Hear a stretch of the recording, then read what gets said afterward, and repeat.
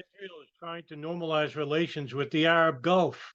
However, will the Shia minority in Iran have anything to say about normalizing ties with the country that is persecuting the Palestinian people and the Iranians in the region? We'll read you today's latest news, actually.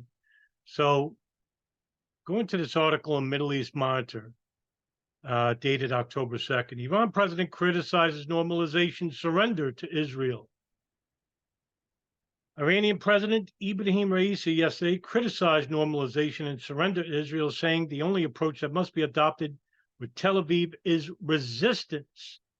Speaking at the opening of the International Conference on Islamic Unity in Tehran, Raisi said normalizing relations with the Zionist regime is a backward act for every government in the Islamic world, IRNA news agency reported. Adopting the option of resistance in confronting the enemy has proven to be extremely successful and has eliminated the option of surrender and compromise, forcing the enemy to retreat and be defeated, he said, pointing out that the common vision today is steadfastness and resistance in the face of enemies, not normalization and surrender. The Islamic Republic, Israel's arch regional enemy, has repeatedly criticized the normalization agreements conducted by the United Arab Emirates, Bahrain, and Morocco in 2020. Washington has been holding marathon discussions with both Saudi Arabia and Israel with the aim of normalizing relations between them. Saudi Crown Prince Mohammed bin Salman has confirmed that the kingdom is close to conducting or concluding an agreement with Tel Aviv. In September, Raisi said that normalizing relations between Saudi Arabia and Israel would be a stab in the back for Palestinians. In April, regional rivals Iran and Saudi Arabia concluded an agreement brokered by China to restore relations between them after 7 years of interruption. Now, what do we take away from this? There's a couple of interesting things here. Two long-standing rivals, one on a political level, one on a religious level. Let's go to the political level. Israel and Saudi Arabia. Israel actually is trying to normalize ties with the Arab world, not because they believe in hegemony for the region. No, they are trying to forge ties for their final conflict with Iran and destroy them and destroy Lebanon and Syria along with it. And with that, they will control the Arab region. Now, Saudi Arabia is going to think that they are going to be the real only Muslim power in the Middle East. Well, whoop-de-doo, because all you'll have left is the Arab Sunni world. The Shia world will be totally destroyed if this war were to ever come to fruition. So with Saudi Arabia and Iran, it's a religious conflict. Now, Saudi Arabia is playing the shrewd role. They're trying to say, look, we don't want war, we want peace. Meanwhile, two opposing branches of Islam are at stake. And most of the Islamic world does not recognize Saudi Arabia as any type of religious authority, nor the Islamic Ummah, which is the coalition of Islamic peoples around the world, consider Saudi Arabia the bastion of Islamic thought. They're considered the hypocrites or munafiq, fake Muslim. And the problem here is that they also connect Saudi Arabia to the United States government, because the United States still has military bases in the two holiest sites in all of Islam, which is stationed in Saudi Arabia, called Mecca and Medina. And this is the reason why Osama bin Laden went to war with the United States and was at tentative relations with Saudi Arabia. But Saudi Arabia was paying him blackmail money in the mid-90s. And that's how Osama bin Laden became quite powerful. But because the United States gets cheaper barrel on the dollar, we're dealing with Saudi Arabia because they are training their military bases. They're selling weapons to them. No country on the face of the earth purchases more weapons than Saudi Arabia from the United States. In this case, money is thicker than blood.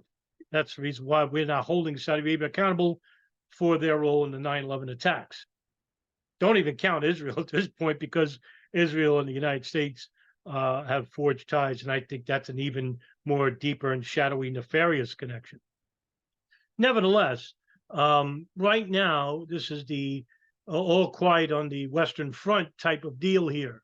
I think what's going to happen when you have the most right-wing government in Israel's history, and that's saying something. Basically, what's going to happen here is that their fanatics are going to have a bigger voice, and Saudi Arabia is playing the modern role. They're trying to modernize because the United States is pressuring them to keep their religious fanatics under wraps. In fact, they got rid of the religious police, and basically you don't hear much about the Wahhabis anymore, but they haven't disappeared. Don't let that fool you. The country is based on Wahhabism and always will, even when they were first created as the Emirate of Diriyah before they were called Saudi Arabia. So the United States is playing a big part in both roles here. With Israel, it's merely political. With Saudi Arabia, it's merely about finance. Saudi Arabia shares no connection with the United States. Israel actually has a strong connection to the United States, coincidentally enough, through religion, even though Israel is considered a secular majority. Funny thing is, the United States is too. But nevertheless, more Zionists reside in the United States than in Israel than any place on the face of the earth. They're called the evangelical Christian, and they are the largest voting bloc in the United States as well. So they are adamantly opposed to having any type of relations with any country that is not named Israel. They consider Iran the greatest exporter of terrorism, which is rather ironic considering that they're very silent when it comes to Saudi Arabia. And that's only because Saudi Arabia bears no connection to the United States politically, culturally, religiously, even though Islam is more closely aligned with Christianity than Judaism is with Christianity. The coincidence here is that the New Testament's coming out of the Old Testament.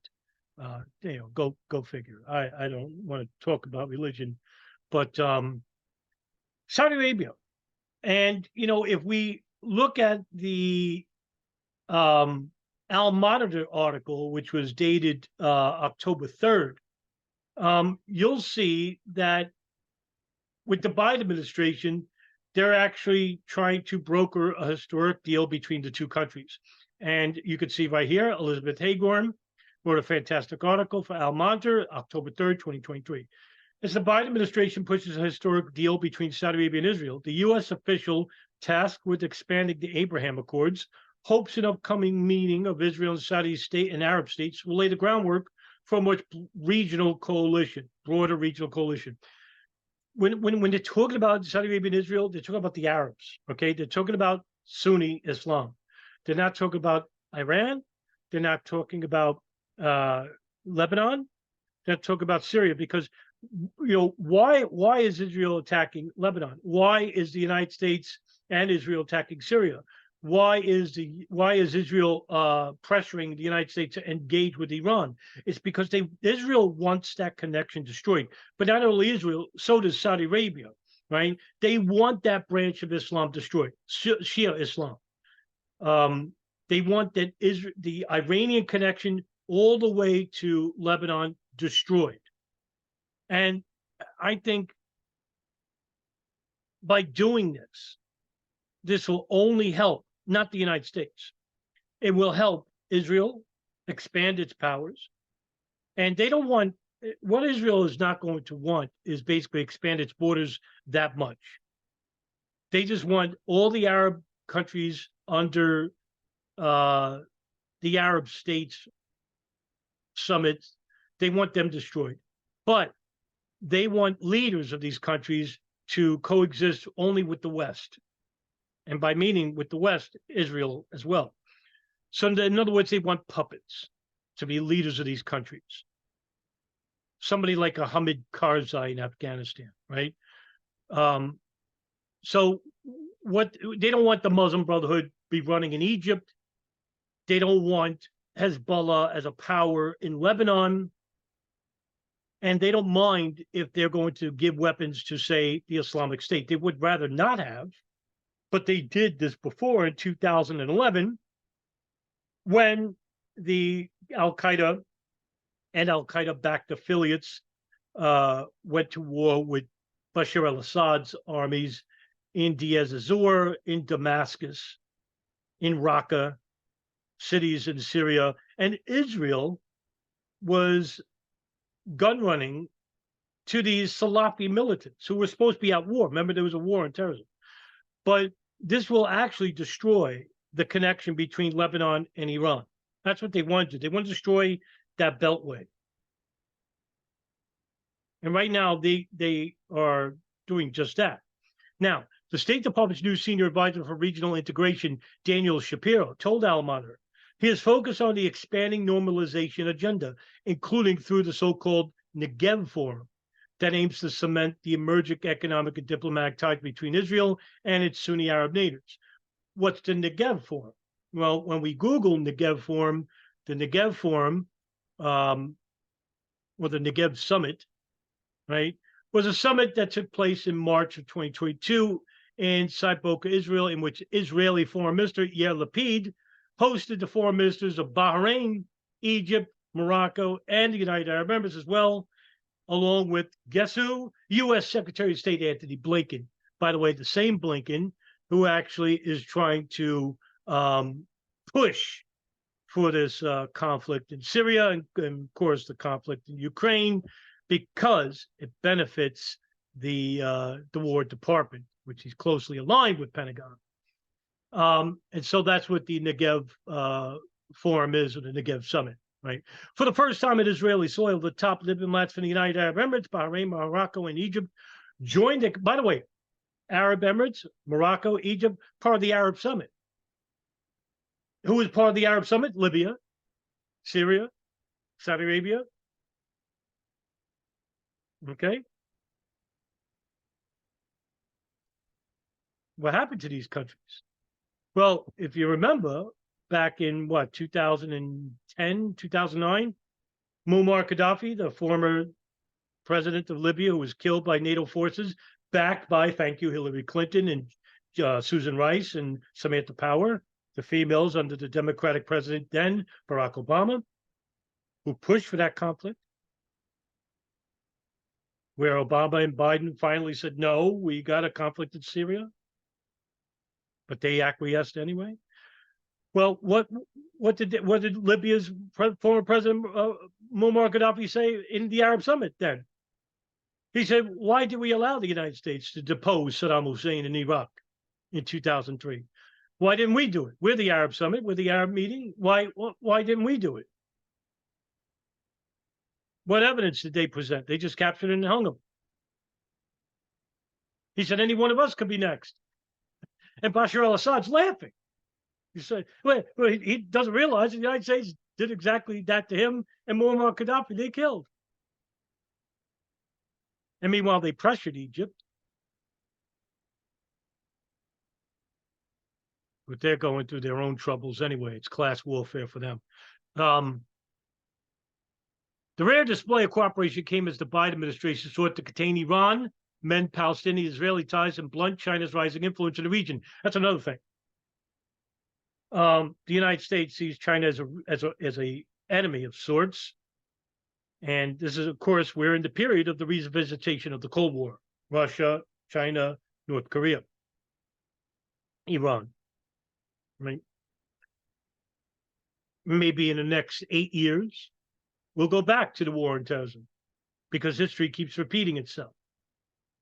And since the United States is considered generally ignorant on foreign affairs and U.S. political affairs and apolitical affairs, they won't remember as long as Tom Brady plays for another 10 years and throws another touchdown, right? Who cares? As long as you got the Mets and Yankees on, the circus, you're not paying attention. And if you're not paying attention, these things will keep continuing. The rare display of cooperation came as the Biden administration sought to contain Iran, mend Palestinian, and, this is another issue. The big issue here is Palestinian-Israeli ties, right? If Israel can control Saudi Arabia, if they can control Bahrain, if they can control Egypt, if they can control, the Arab region, then the issue of Palestine won't come up. The United States basically is doing that. Other countries are speaking out. China is. Russia has. Saudi Arabia basically on their face say it, but they don't do shit about it. They've been saying that for 40 years. 50 years, actually. going all the way back to the Ford administration. I mean, you had presidents like President George H.W. Bush. George W. You know, the Bush family were not friends with Israel. Barack Obama had a tentative relationship with Israel. You know, we could have taken advantage of this situation, but they didn't. And the only reason why they didn't is because either Israel has something dirty on them. That's when it comes to blackmail and espionage. Hello, Jeffrey Epstein. But that's speculation. But I mean, also too, you have a large contingent of powerful lobbies in the United States. One of them being the American Israeli Public Affairs Committee, the World Zionist Organization, Christians for Jews, or a Christian organization for Jews, or Israel, something like that. Yeah, if you have smaller Zionist organizations, Zionist Organization for America, you know, these groups, and liberal groups like J Street, you know. But, you know, you have these groups that have a very powerful presence, not in public society, but in corporate society, private society, to make sure what the institutions are teaching about Israeli thought in schools and in the workplace, you know, corporations. Huh? Meanwhile, you left-wingers, hate using that term, but you are pro-Ukrainian warmongers, right? You actually say, well, Russia's influencing elections. They're influencing the elections of Donald Trump. They got him Russia, really. You know, how ignorant are you people? We do have one specific lobby that does interfere in elections. In fact, they make it mandatory for Congress to appear at the Public Affairs Committee's dinner. Yeah, it's called the AIPAC lobby, the American Israeli Public Affairs Committee. That's not Russia. That's not China. That's not Iran. It's Israel. And need I say, the one country that spends more money on influencing politics than any country on the face of the earth combined, which is Saudi Arabia, the Gulf. And the reason why they do that is because they can't bring their ghoulish representatives over here because, one, we share nothing in common with them, like I said before. Nothing. Religiously, culturally. We're not beheading people at Riyadh Square. They are. They're crushing dissidents, killing people, imprisoning people, blackmailing people. That's how Crown Prince bin Salman and the Salman family took power from the Nayef family, because the Nayef family are originally the real rulers of Saudi Arabia.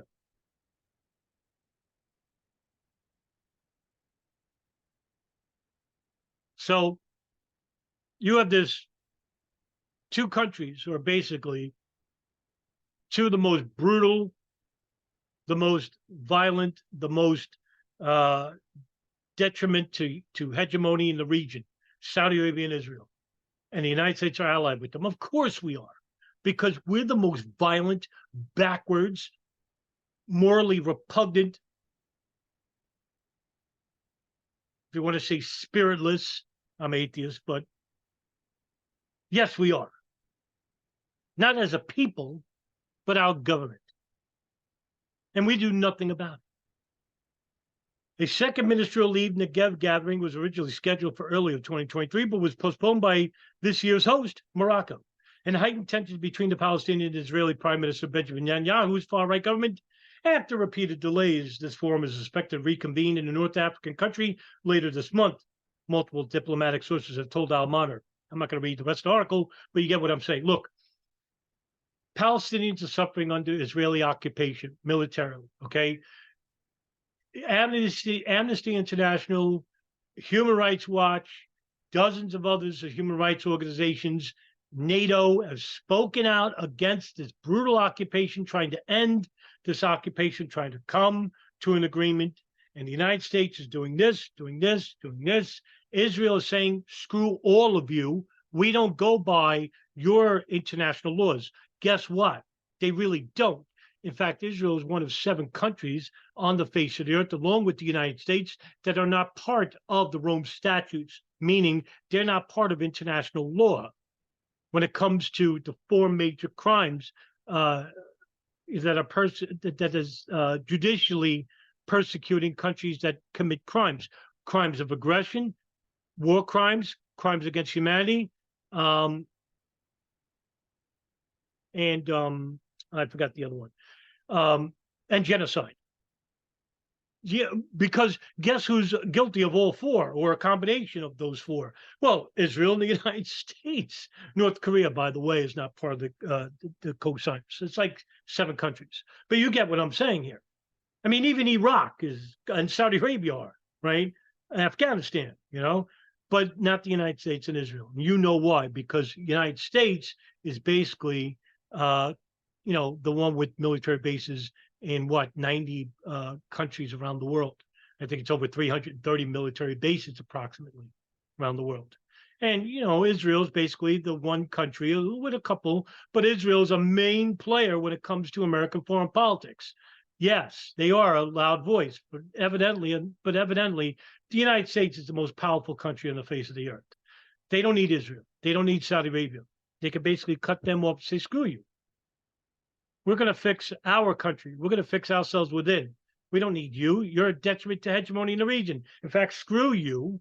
We're going to basically force a peace agreement, and we're going to force you, Israel, to basically come to an agreement with the Palestinians and offer a 2-state solution, at least, or go back to the pre-1967 borders. And Israel basically say, well, we're going to use the Samson option. And, that's just an opinion of mine, is that the reason why the United States is basically not going to pressure Israel to do anything, or the United States is always going to be eternally joined at the hip with Israel, is because they know that if without the United States, Israel will be destroyed. They'll be destroyed by the Arabs in the region. That's why Iran has not invaded Israel, and they never will be a threat to Israel, because they know they'll be destroyed. Same goes for any Arab country. Pakistan, Afghanistan doesn't have the means, neither does Iraq, nor Lebanon or Syria. The only threat is Iran. And why are they considered a threat? I would like to see the elimination of the mullahs in Iran. Get rid of this, backward mullah Khomeini. Get rid of that faction in Iran. There's a large contingent of Iranians trying to fix the problem. They're coming under attack by this ghoulish religious regime that is coexisting in the country. But that's for Iran to solve, not for Israel, not for the United States, and not for Saudi Arabia. For that case, why don't we get rid of the Wahhabi ideology in Saudi Arabia? They're the ones fermenting groups like Al-Qaeda, Islamic State, and Boko Haram in the region, Abu Sayyaf in the Philippines. Come on. Iran's not doing that. They're not the ones committing international terror. They're not the ones who invaded the United States with their terrorism. That was the Salafi, Wahhabi-backed ghouls, in which, of course, the foreign and domestic intelligence didn't even intervene in time to stop them when they could. Anyway, we're getting off track. But that's the latest news regarding the United States, Israel, and Saudi Arabia. And look, we're going to have to start paying attention to this. The Libertarian Institute is the only primary organization that is trying to bring attention to this burgeoning problem. Right now, it's not a problem, but I'm telling you, there are people like myself, Robbie Martin's out there, Empire Files. We have a couple of independents out there that are basically trying to, bring attention to this, this problem that could be World War III in the future, because it's happening in our name, and we need to start speaking out on this. The hell with this transhumanist and atheist religious debate, and the whole right and left wing. It's all meant to divide us. That's all it's doing. It's doing a hell of a good job because a lot of people are brainwashed into watching CNN and Fox and Newsmax and all the garbage on TV. You know, it's hard to do. I haven't watched TV since 2008. Okay. I don't have a TV in my room, and I don't watch TV in the house, but I never will because it's garbage. And when I say garbage, you know, they're not outright lying to us yet. I mean, they're manipulating, not telling us the facts, but they're not telling us anything that we couldn't find on the internet. And right now, they're trying to awash the internet with disinformation. That's working too. So it's harder and harder to find out what the facts are. In fact, we have to go outside the United States to find out what the facts are. That's the unfortunate side of things. I mean, we still have old media in this country, but are they really old media? You know, we have big platforms that are basically sellouts, InfoWars, you know, Tim Pool, and, you know, those, they're not going to bring any attention to the real things. And they're not going to sacrifice their platforms because they make a lot of money. And to them, money means everything. You know, screw you, you know, the average person. You're not bringing any money. I don't want to hear from you. All right. Don't ever forget where you came from. You came from the ground. You came from the people. And that's where you got to stick with, because that's where the fight is. The real fight is here and elsewhere outside the states. And we have to bring attention to the problems that are happening. It's happening in our name. That's why. And the government's supposed to represent us. Well, they don't. They haven't for decades, many decades. And we have to change that. In order to do that, we have to get off our asses and do something about it. All right, guys. Have a good day. See you in the next video.